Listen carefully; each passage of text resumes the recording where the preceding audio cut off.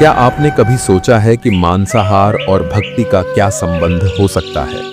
इस विचार को गहराई से समझने के लिए आपका स्वागत है। इस वीडियो में हम एक अद्भुत यात्रा पर निकलेंगे, जहां तमाम सवालों के जवाब ढूंढेंगे और जानेंगे कि भक्ति वास्तव में क्या होती है।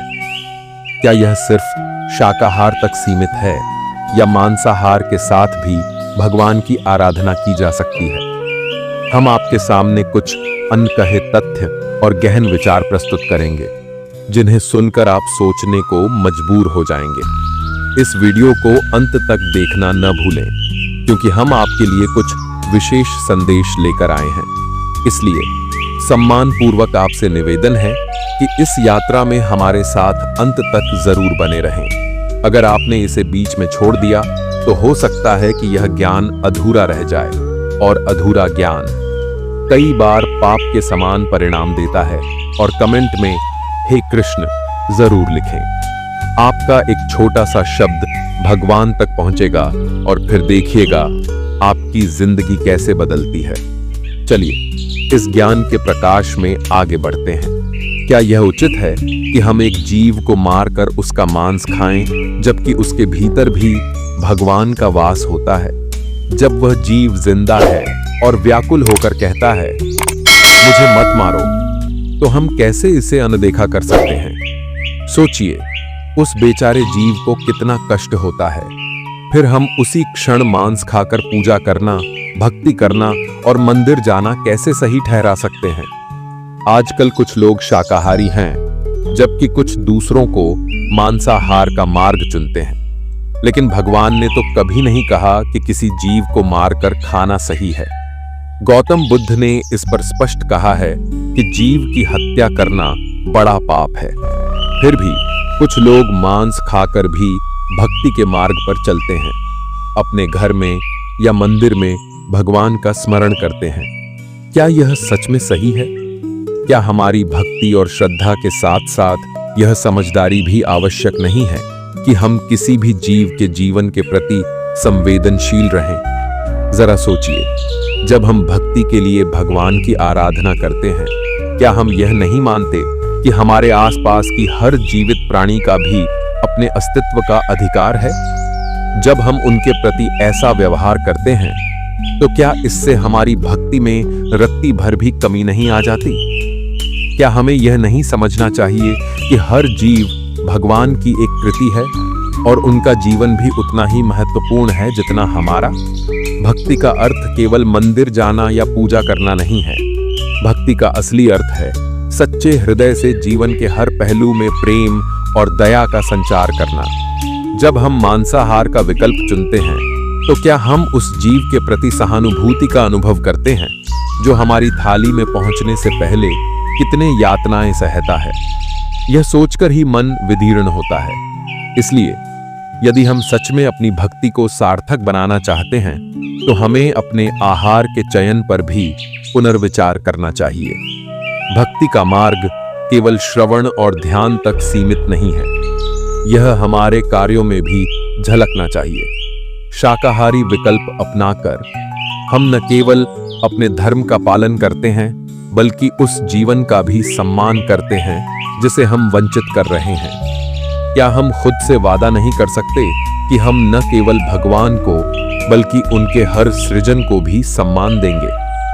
जब हम अपने खाने के विकल्पों का अवलोकन करते हैं, तो यह समझना अत्यंत महत्वपूर्ण होता है कि हमारे प्रत्येक निर्णय का प्रभाव सिर्फ हमारे लिए ही नहीं, बल्कि पूरे पर्यावरण और उन जीवों पर भी पड़ता है जिन्हें हम अपने जीवन में शामिल करते हैं। जब हम मांसाहार का चयन करते हैं, तो हम न केवल एक जीव के जीवन को समाप्त करते हैं, बल्कि उसके पीछे की उस पूरी सच्चाई को भी अनदेखा करते हैं जो उसके जीवन से जुड़ी होती है।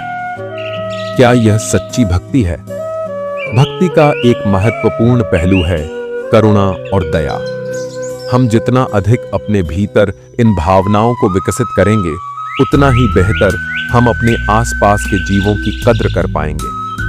जब हम दया का भाव अपने आहार में लाते हैं, तब हम न केवल अपने स्वास्थ्य की देखभाल कर रहे होते हैं, बल्कि उन जीवों के प्रति भी एक सच्चा सम्मान प्रकट कर रहे होते हैं जो इस संसार में हमारे साथ जी रहे हैं। क्या हम यह नहीं मानते कि सच्ची भक्ति हमें उन सभी जीवों के प्रति संवेदनशील बनाती है जिन्होंने हमसे पहले इस धरती पर जीवन जीने का अधिकार पाया?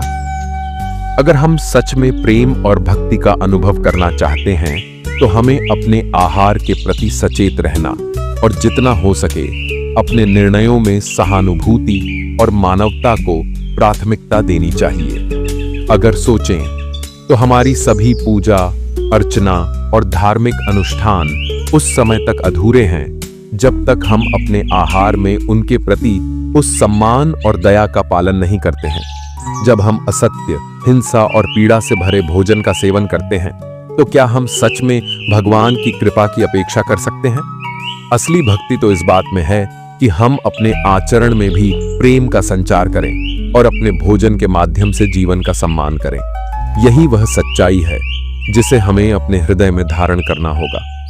हमारी भक्ति का असली मूल्य तभी प्रकट होता है जब हम हर जीव को उसके जीवन का अधिकार देने का समर्थन करते हैं। आखिरकार भक्ति का वास्तविक अर्थ तभी उजागर होता है जब हम अपने आहार, विचार और क्रियाकलापों में एक सच्ची मानवता का प्रदर्शन करते हैं। यह केवल धार्मिकता का पालन करने का एक माध्यम नहीं है, बल्कि यह हमारे हृदय में उस प्रेम और दया का संचार करना है जो हमें मानवता के प्रति जिम्मेदार बनाता है। जब हम भगवान से प्रार्थना करते हैं तो हमें यह भी याद रखना चाहिए कि हम केवल अपने लिए नहीं बल्कि सभी जीवों के कल्याण की कामना कर रहे हैं। एक शाकाहारी जीवन शैली अपनाने से हम न केवल पर्यावरण की रक्षा करते हैं बल्कि उन जीवों की भी रक्षा करते हैं जो अपने जीवन के अधिकार के लिए संघर्ष कर रहे हैं। इस प्रकार जब हम अपनी प्रार्थना में दूसरों के प्रति अपने कृतज्ञता और सम्मान का भाव रखते हैं तब हम वास्तव में समाज को सकारात्मक दिशा में आगे बढ़ाने में योगदान दे रहे होते हैं। भक्ति और भोजन का संबंध गहरा है। यह हमारी आंतरिक भावना का प्रतीक ही नहीं बल्कि हमारे बाहरी कार्यों और निर्णयों का भी प्रतिबिंब है। इसलिए जब हम मांसाहार का विकल्प छोड़ते हैं तो हम न केवल एक बेहतर जीवन शैली की ओर अग्रसर होते हैं बल्कि हम सीमाओं के पार जाकर सभी जीवन के प्रति एकजुटता और सहानुभूति का भाव भी प्रकट करते हैं। इसी क्रम में अगर हम अपने बच्चों को भी यही सिखाएं कि जीवन का हर हिस्सा महत्वपूर्ण है तो हम एक नई और संवेदनशील पीढ़ी का निर्माण कर सकते हैं। उन्हें यह समझाना जरूरी है कि हमारे द्वारा किए गए छोटे छोटे निर्णय भी बड़े बदलाव का कारण बन सकते हैं। जब वे बड़े होंगे वे अपने आचार व्यवहार में दया, प्रेम और करुणा को शामिल कर पाएंगे जो पूरी मानवता के लिए एक सकारात्मक उदाहरण बनेगा। आखिरकार सच्ची भक्ति का मतलब है अपने इरादों और कार्यों में न केवल अपने कल्याण बल्कि सभी जीवों का कल्याण भी सुनिश्चित करना। यही वह मार्ग है जिससे हम न केवल भगवान के निकट पहुंच सकते हैं बल्कि हर जीव के प्रति अपने कर्तव्यों को भी निभा सकते हैं। अगर आप मांस खाते हैं और फिर भी भगवान को पाना चाहते हैं तो ये वीडियो आपके जीवन की दिशा बदल सकती है। जानिए वो तरीका जो आपको भक्ति की ऊंचाइयों तक पहुंचा सकता है, चाहे आपकी थाली में कुछ भी हो। वो सुबह सुबह मंदिर भी जाता है और शाम को होटल में चिकन भी खाता है। लोग कहते हैं ऐसे कैसे कोई भक्त हो सकता है। कोई कहता है मांसाहार और भक्ति साथ नहीं चल सकते। लेकिन क्या सच में भगवान ने कभी कहा मुझे पाने के लिए तुम्हें शाकाहारी ही बनना पड़ेगा? क्या भक्ति आत्मा की होती है या थाली की? आज हम एक ऐसे प्रश्न से रूबरू होने जा रहे हैं जिसे अक्सर नजरअंदाज कर दिया जाता है, पर यह प्रश्न केवल भोजन का नहीं, आत्मा की योग्यता और ईश्वर की करुणा का है। मांसाहारी होकर भी क्या भक्ति संभव है? यह प्रश्न आज केवल एक जीवन शैली का नहीं बल्कि एक आत्मिक द्वंद्व बन चुका है। कई लोग श्रद्धा से भरे होते हैं, प्रभु को प्रेम करते हैं, पर एक बात उन्हें भीतर ही भीतर कचोटती है, क्या मैं मांस खाकर भी भगवान को पा सकता हूं? तो चलिए इस प्रश्न का उत्तर किसी पंथ या परंपरा से नहीं, बल्कि प्रेम, तत्वज्ञान और भगवान श्री कृष्ण की दृष्टि से खोजते हैं। भक्ति का आरंभ कहां से होता है? श्री कृष्ण गीता में कहते हैं, पत्रम पुष्पम फलम तोयं यो में भक्त्या प्रयच्छति तदहम भक्त्युपहृतमश्नामि प्रयतात्मनः। अर्थात जो भी प्रेम पूर्वक मुझे पत्र, पुष्प, फल या जल अर्पण करता है, मैं उसे आनंद पूर्वक स्वीकार करता हूं। श्री कृष्ण ने भोजन में प्रेम की शुद्धता को प्राथमिकता दी है, न कि उसकी सामग्री को।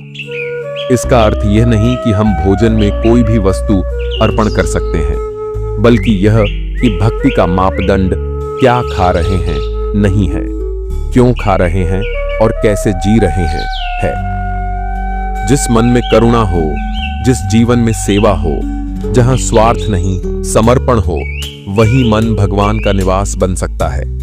लोग पूछते हैं, क्या मांसाहारी लोग प्रभु का भक्त कैसे हो सकता है?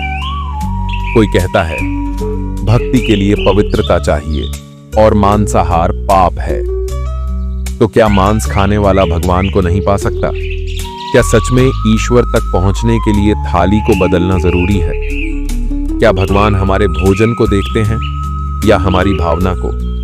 जब कोई मुझसे पूछता है, क्या मांसाहारी भी भक्ति कर सकता है, मैं बस एक सवाल पूछता हूं, भक्ति कौन करता है, जीभ या आत्मा? भक्ति आत्मा करती है, और आत्मा ना मांसाहारी होती है न शाकाहारी। श्रीमद् भगवद गीता में श्री कृष्ण कहते हैं, य एनम वेत्ति हंतारम यश्चैनम मन्यते हतम उभौ तो न विजानीतो नयम हंति न हन्यते। अर्थात आत्मा न किसी को मारती है न मारी जाती है। तो क्या वह आत्मा जो ना कटती है न जलती है, वह केवल भोजन की थाली से ईश्वर तक पहुंचेगी? एक कथा है, महाभारत का युद्ध समाप्त हो चुका था। युधिष्ठिर श्री कृष्ण के पास गए और बोले, प्रभु, क्या कोई ऐसा भी है जो मांसाहार करते हुए भी आपकी भक्ति कर सका? श्री कृष्ण मुस्कुराए, कहा, युधिष्ठिर, क्या तुम्हें लगता है मैं भोजन में स्वाद खोजता हूं? मैं तो भावना में गहराई देखता हूं। कोई व्यक्ति यदि मन से निर्मल है, दयालु है, अहंकार से मुक्त है, तो वह मुझे अत्यंत प्रिय होता है। चाहे वह क्या खाता है, इससे कोई फर्क नहीं पड़ता। फिर भी श्री कृष्ण थोड़ी देर रुके और गहराई से बोले, लेकिन अगर किसी का भोजन उसे हिंसा, क्रूरता और अहंकार की ओर ले जाए, तो चाहे वह शाकाहारी ही क्यों न हो, वह मुझसे दूर हो जाता है। तो सवाल सिर्फ भोजन का नहीं है, सवाल मन की स्थिति का है। आज जब हम कहते हैं मांस खाना पाप है, तो यह मत देखिए कि क्या खा रहे हैं, देखिए कैसे खा रहे हैं। अगर आप भोजन के पीछे किसी की पीड़ा से बेखबर हैं, अगर आपके भोजन में करुणा का नामो निशान नहीं, तो शाकाहार भी केवल अहंकार बन सकता है। पाप भोजन नहीं है, पाप है उस भोजन के पीछे का क्रूर भाव। अब कोई पूछे, क्या मैं मांसाहारी होकर भी भक्ति कर सकता हूं? तो जवाब है, हां, कर सकते हो। लेकिन ध्यान दो, क्या तुम्हारे अंदर करुणा है? क्या तुम्हारे जीवन में अहिंसा का भाव है? ईश्वर की भक्ति कोई डाइट प्लान नहीं है। भक्ति का पहला नियम है अपने मन को शुद्ध करना। दूसरा नियम है हर प्राणी में ईश्वर को देखना। और तीसरा नियम अपने जीवन को प्रभु को समर्पित करना। यदि आप मांसाहारी हैं और फिर भी सेवा करते हैं, प्रेम बांटते हैं और दूसरों को कभी आघात नहीं पहुंचाते, तो आप भक्ति के मार्ग पर हैं। भक्ति भोजन से नहीं, भावना से होती है। श्री कृष्ण ने कहा था, पत्रम पुष्पम फलम तोयं यो मे भक्त्या प्रयच्छति। मैं वही स्वीकार करता हूं जो प्रेम से अर्पण किया गया हो। इसलिए यदि आप सच में भक्त बनना चाहते हैं, तो भोजन को साधन मानिए, साध्य नहीं। ईश्वर को आपका मन चाहिए, वो मन जो हिंसा से मुक्त हो, जो करुणा से भरा हो, जो समर्पण से झुका हो। और जब ऐसा मन होगा, तो आपका भोजन अपने आप बदल जाएगा। भक्ति कभी थाली से नहीं नापी जाती, वह नापी जाती है आपके प्रेम, आपके त्याग और आपकी करुणा से। अब एक महत्वपूर्ण सत्य, मांसाहार स्वतः कोई पाप नहीं है, पर यदि वह मनुष्य को क्रूरता, असंवेदनशीलता और अज्ञान की ओर ले जाए तो वह साधना में बाधा बन सकता है।